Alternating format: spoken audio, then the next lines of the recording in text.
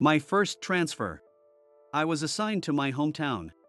Surprisingly, my new boss was an old childhood friend. My heart leaped at this reunion after so many years. Her smile was just as I remembered from those days.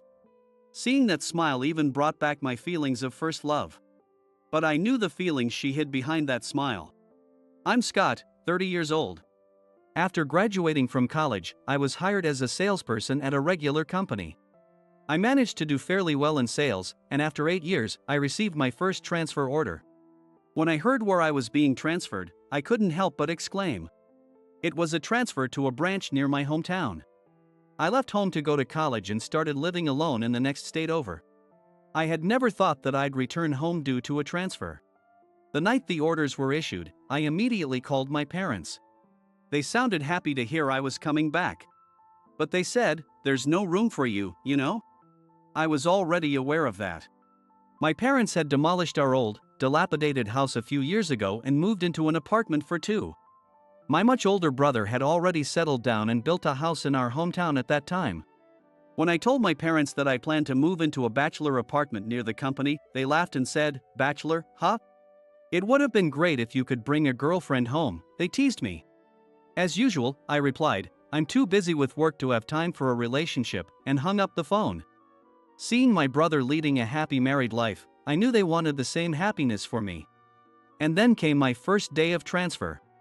There's no place like hometown. Just being in the place where I was born and raised, the air felt nostalgically fresh. It was my first time at the transferred company's office, and I looked around curiously as I walked through the building. As I wandered around the sales department floor, someone called out, "Are you Scott?" It was the sales department head, Tucker. I greeted Tucker there and we went into the sales department together. Tucker introduced me and turned to the manager, Mark, and the section chief, Ryan. And as he was introducing, "She is the supervisor," I was taken aback. "Jules." Even though Tucker was still talking, I accidentally exclaimed out loud. "Ah, sorry."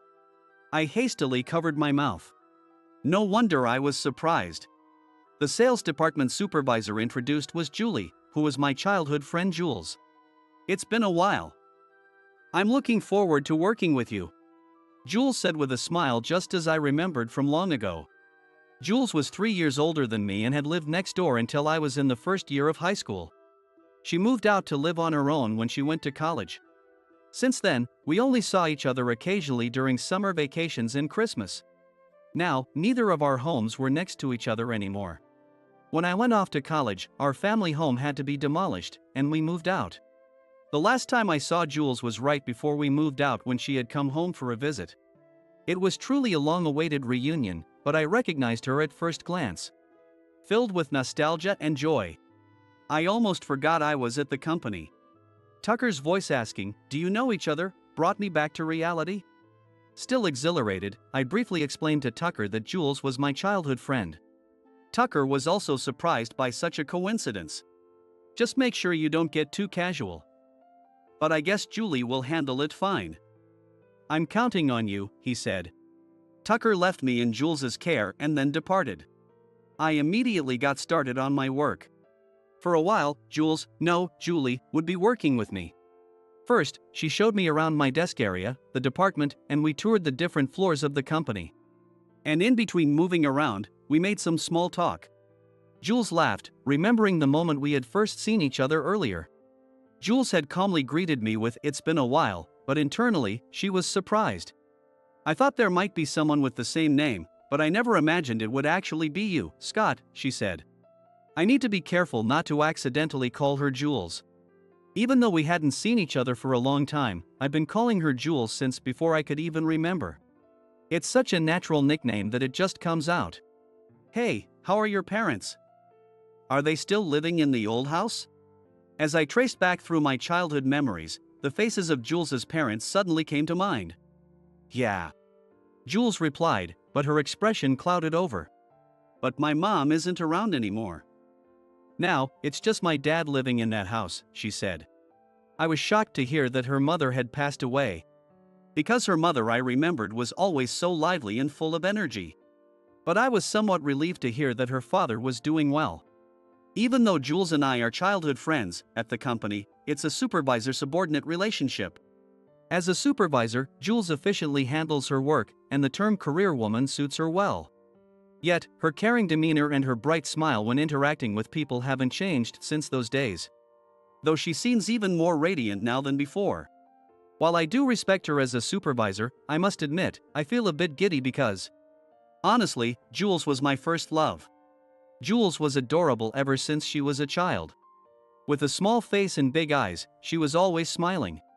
Her smile, kind nature, and caring, sisterly demeanor made her popular with everyone, regardless of gender. That hasn't changed even now as an adult. It makes sense that she's in a leadership position. The only thing that has changed is that she has grown even more beautiful as an adult. The forgotten feelings of my first love were slightly tickled. It's rare not to be asked questions about whether was Julie always as beautiful by a colleague who learned she was my childhood friend. It seems Jules is quite popular among the male employees. I've even heard from long-term employees she's been popular since she joined the company. But apparently, winning Jules over has proven to be a tough challenge. She's so cute but seems to have no interest in men. Someone sighed after being turned down for a date on a weekend. Well, I'll keep this conversation a secret from Jules. I hadn't thought there were any bad rumors, but knowing she's well liked by everyone put me at ease. Then on one Monday, during the morning assembly, I noticed Jules was absent. When I checked with Tucker, he mentioned that she had called in just before work hours to say she was taking the day off due to severe dizziness. Worried, I sent her a message asking, "Are you okay?" Though she didn't reply immediately, she eventually responded with, "Yes, thank you." Still concerned, I called Jules after work. "Hello?" I heard Jules's faint voice on the other end. When I asked, "How are you feeling?" she said she felt too ill to get up. Jules's apartment was near the company, just like mine. I knew it was within walking distance. I told her I'd bring some drinks and easy-to-eat snacks and asked for her apartment number before heading over immediately. When I arrived at the apartment and rang the intercom, there was no response, even after several attempts. Considering she had mentioned she couldn't get up, I thought she might be asleep, and was about to leave the items at the doorstep when a bad feeling stopped me. I tentatively tried the doorknob and found it unlocked. That's when I opened the door. "Jules!" I called out to her in a panic. She was leaning against the wall near the entrance, looking pale and in pain. After my call, she had managed to get to the door and unlock it. She said the dizziness started the night before. Suddenly, she had been struck by severe vertigo and collapsed. She thought it had subsided a bit, but she was still feeling dizzy. I tried to help Jules to her bed, but her complexion was so poor, and she was so weak that she could hardly walk. I immediately called an ambulance. I accompanied her to the hospital. After an examination, she was suspected of having Meniere's disease. Given her poor condition, Jules was admitted to the hospital for further tests. When it came time to fill out the hospital admission forms, they asked me to contact her family. But Jules said, I didn't want to worry my father, and asked me not to tell him. From her expression, I sensed there was a reason behind it, and when I asked, it seemed she also wanted to spare Uncle the trouble of coming to the hospital because he was currently having trouble with his legs. Thinking it would cause less worry if he heard from me rather than getting a call from the hospital, I contacted him myself. He was shaken to hear she was admitted, but was relieved when I told him I was with her. He seemed to already know that I had transferred to the same company as Jules and asked me please take care of various things, including work matters. Considering his physical condition, I told him I would do as much as I could and gave him my phone number to ensure he could contact me anytime. The next day, after work, I visited Jules, and her complexion looked better than the day before. She still didn't have the strength to sit up, but she felt a bit more settled. I wonder if Dad is okay. Despite her own discomfort, Jules was constantly worried about her father, wondering if he had eaten or how he was managing his laundry. Since I had heard about her father's bad leg the day before, and she was so worried about him, I asked, is he really in such a tough spot? Quietly, Jules said, yeah. And continued, I didn't want to worry him too much. As she explained the situation. Her mother had passed away 4 years ago due to cancer. By the time it was discovered, it had already metastasized throughout her body, and rather than aggressive treatment, she chose palliative care. At the time, Jules had been appointed as a project leader and was on a long business trip out of state. When she learned of her illness, Jules had considered consulting with her company to return home. However, both of her parents opposed this. Because Jules had just been given her first opportunity to lead a project. "Your dream is also my dream," her mother had insisted strongly, so Jules decided against returning home. Towards the end, her father took a 2-month leave from work to care for her. Even so, Jules was able to be there at the end. She ended up taking about a week off, but the project leader role remained hers, and her supervisor covered for her during her absence. About a month later, the project ended. And Jules returned from her business trip, but then misfortune struck her father. He was working on site when he slipped and fell from a height, resulting in lasting damage to his leg.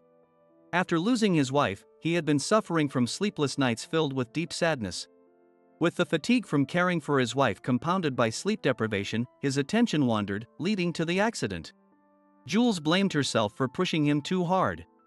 This prompted Jules to help with household chores by visiting her father's home after work and on weekends.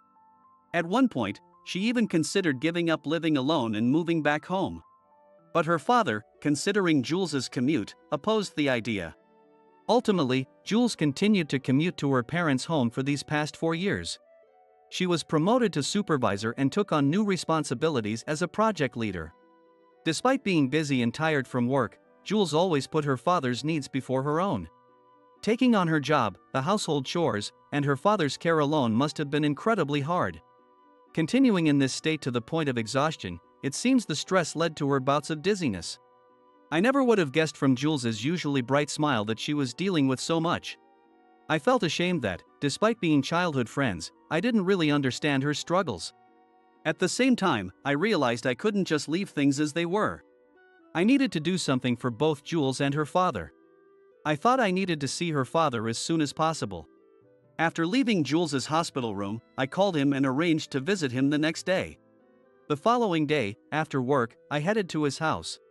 I had told him we'd have dinner together, so I asked in advance about his favorite dishes and picked up some takeout from a local deli. As soon as he saw me, he greeted me with a broad smile and said, "You've grown up so much." It had been decades since we last met face to face, and although I felt nostalgic entering the house where I used to play almost every day, it felt almost like coming home. While we nibbled on the foods, we chatted about various things. But the conversation soon turned to Jules. I wonder if I pushed her too hard. He was blaming himself, too. He talked about how Jules had always been a kind and hardworking child and that hadn't changed, especially after her mother's death. She had been even more concerned about him. Despite knowing he shouldn't rely too much on her kindness. He admitted that he might have been leaning on her a bit too much since he was happy about her visits. He hadn't expected to feel so weakened by his wife's passing and felt pathetic for it, he said with a slump in his shoulders. He's a very kind-hearted man. As a child, when my parents were busy, he would play games with us or take Jules and me on day trips. While it might sound overstated to say I wanted to repay a kindness, I did want to help him feel better, even just a little. As I was thinking about how to brighten the conversation, I remembered that we used to play chess together. "Didn't you like playing chess?" I asked. His eyes lit up as he responded, "Oh. How about a game for old time's sake?" We then set up a game of chess. Although he mentioned it had been a while, he was still quite skilled, and I struggled to keep up. I lost quite easily. During the game, we talked about hobbies. And when he learned that my current hobby was fishing, he reminisced, "I used to fish a lot before I had a family." And mentioned wanting to try it again. Since his injury, he hadn't been out much. Maybe going fishing could lift his spirits a bit. "Let's go together once Jules is out of the hospital and feeling better," I suggested, making plans to go fishing with him. Jules's diagnostic stay in the hospital lasted a week. Thankfully, no diseases other than Meniere's disease were found. And she was advised not to overdo it upon discharge. Jules, more concerned about her father than herself, visited her home immediately after being discharged. Knowing she was going to visit, I offered to drive her and take the opportunity to see her father too. As soon as Jules and her father saw each other, they said "I'm sorry," truly showing how much they cared for each other. "I brought this for you." Hoping to change the atmosphere a bit, I spoke up. "Oh. Thank you, is it all right to bring 3 books?" Jules leaned in to take a closer look at the books. "Ha? A special feature on sea fishing?" Books about fishing? We're planning to go fishing sometime, Scott and I, he responded. Hearing this, Jules exclaimed in surprise, when did you two get so close? In fact, besides the day we had reunited after a long time, I had visited him 2 more times. Jules knew I had been dropping off food for him, but she had no idea we had become close enough to make plans to hang out together. Can we match up again today? I hate to keep losing, I joked. Sure, but I won't go easy on you, he replied with a chuckle. No, please go easy on me. I laughed. He seemed quietly pleased as he pulled out the chessboard. He looks happy. He finally smiled. Jules muttered under her breath, almost to herself. I glanced over at Jules and saw her smiling through tears. From then on, I made up excuses about wanting to play chess or talk about fishing to visit her father. It wasn't that I felt obligated. I genuinely enjoyed having a hobby partner. When we met on weekends, I would invite his father to go shopping with me, helping him buy household necessities and stock up on groceries for several days. No matter where we went, we always ended up talking about our hobbies, and it was simply a lot of fun. Hey, it seems like you two are going out together every week, doesn't it? Jules asked with a smile during a lunch break at work. Look at this. Jules showed me the messages she exchanged with her father and teased, you guys went out last week and the week before that too, didn't you? We just click, we have a great time. I explained, and Jules chuckled softly. Hey Scott, thank you. What's this all of a sudden? I felt a bit embarrassed. Well, just being next to Jules made my heart race anyway. Though she was my first love, the feelings I held as a child were clearly different now. Beyond simply liking her, I naturally developed a desire to make her happy. I wanted to protect Jules's smile. What's this? Both of you coming together is quite rare. One Sunday when Jules and I went to visit him. We have something to tell you. I've started dating Julie, and I wanted to ask for your permission. As I solemnly began to speak, both Jules and her father suddenly burst into laughter with a chuckle in the middle of my speech. Apparently, as they heard me formally address her as Julie, it hit a funny nerve, and they both burst into laughter. There's no need for permission, Scott. I'd be happy. You're like a friend or even a son to me already, he said, making me feel relieved. I had approached Jules with the intention of marriage in mind. When she said yes, I was overjoyed. It turns out Jules had always seen me as something like a younger brother. But one day, seeing me having a great time talking with her father, she suddenly thought, I might marry this man. A few days later, I confessed my feelings to her. Life is full of surprises, Jules said with a laugh. 5 years later. Now, I no longer call her by Jules, but simply as Julie. And her father is now my father-in-law. And now we're living happily and noisily as a family of 5, with our 2-year-old son and our newborn daughter. A year after my confession, we got married. With the marriage, we decided to live together in Julie's family home. This cohabitation was actually encouraged by my own family as well. When I was seriously considering marriage, I realized my own dependence. The idea of becoming a son-in-law and living with my wife's family seemed natural because my much older brother had always taken care of our parents and had told me from a young age that he would handle everything. When I decided to become a family with Julie and my father-in-law, I felt not only joy but also a sense of responsibility. It was a commitment I decided I would uphold. I realized then that my brother had been carrying this responsibility all alone. In the house my brother built, there are rooms prepared for our parents, anticipating that they might live there someday. I ask you to take good care of them, I said in front of my parents and brother. Leave them to me. My brother replied, tapping me on the shoulder. Scott has really grown up. Take good care of Julie and your father-in-law. Cherish them. My family responded. It was with their support that I was able to commit to making Julie and my father-in-law happy. I'll never forget this feeling. I will always protect the laughter of our children, and the smiles of Julie and my father-in-law.